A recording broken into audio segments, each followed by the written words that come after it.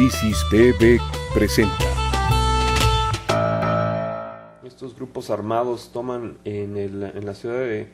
Tancícuaro y amenazan con avanzar sobre otros municipios michoacanos, incluso entrar al estado de Jalisco. Nos da un mapa muy confuso de lo que está ocurriendo en Michoacán, porque por un lado tú tienes a la familia michoacana, tienes a los templarios, tienes ahora estos grupos de autodefensa que se denominan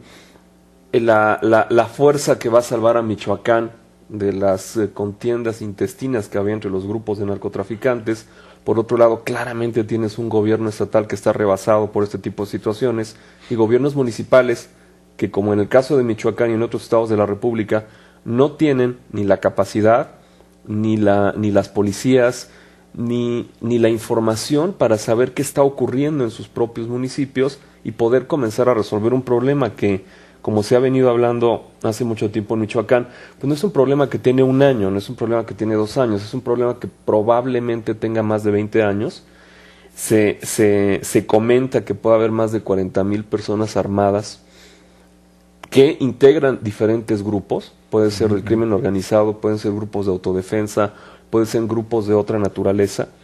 y que en ese sentido también se han distorsionado las cadenas productivas en cuanto a que empresas multinacionales han cedido al chantaje de los grupos criminales, al amparo de los gobiernos municipales, y están haciendo negocios con los narcos, con el narco. Sí. Y no es precisamente el negocio del trasiego de la droga, sino es el negocio de la venta de minerales, de la venta de materiales, producto, por ejemplo, de la siderúrgica Lázaro Cárdenas Las Truchas. Entonces, en ese sentido, la situación en Michoacán es muy confusa. La violencia prevalece en cualquier lado, es decir, tanto desde el punto de vista de los grupos de autodefensa como del crimen organizado. La presencia de la Policía Federal y del Ejército ha temperado un poco la situación en las zonas más álgidas, pero estamos ante una entidad que ojalá no se convierta en el patrón de referencia para que otros estados de la República se empiecen a descomponer igual, cuando el fundamento social es tan confuso. No estás hablando solamente de bandas delictivas, es decir, no son los caballeros templarios o el cártel del Nuevo Milenio o la familia michoacana, estás hablando de las comunidades que de manera natural a lo largo de muchos años arropan a estos grupos. Entonces no solamente es la confrontación con el grupo armado, no solamente es el teatro de operaciones, es el entender el tejido social, en qué momento se transformó a partir de un desgaste, a partir de un deterioro, en otra cosa que permite un caldo de cultivo en donde, pues mira, qué bueno que los poderes existan y qué bueno que el Estado de Derecho prevalezca, pero aquí estamos viendo que el entorno social envolvió completamente al Estado de Derecho en Michoacán, y no solamente eso, sino que no conocemos tampoco, porque no sabemos cuál es la vocación última que tienen estos grupos. Se habla de que los templarios pueden tener un origen religioso, que la familia michoacana nace como un grupo claramente afiliado al narco,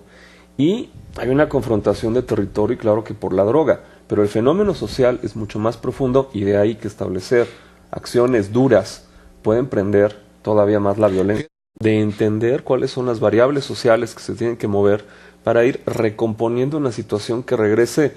a la paz y a la estabilidad del Estado, porque hay situaciones similares en Tamaulipas, hay situaciones similares en Guerrero y en Oaxaca, y cada estado tiene sus particularidades, y desafortunadamente en el caso michoacano, gobiernos anteriores permitieron la distorsión de las cadenas productivas. Entonces, cuando tú integras al crimen, integras a los malos a una vocación que debía ser ética por parte de comerciantes, negocios y empresas, pues claramente entonces tienes ya algo muy echado a perder. Entonces aquí tiene que haber un enorme ejercicio de sensibilidad para ir resolviendo Michoacán poco a poco, ir desactivando los focos rojos y evitar sobre todo una confrontación que puede dejar muchos muertos. Sí, que los ha ido dejando ya, ¿no? Se habla por ahí de algunos muertos también en estos casos. No, entre los grupos vandálicos hay muchos muertos. Sí, ¿no? Pero no tenemos una confrontación del Estado contra grupos sin información de inteligencia, porque pues aquello va a ser terrible. Crisis PB presentó.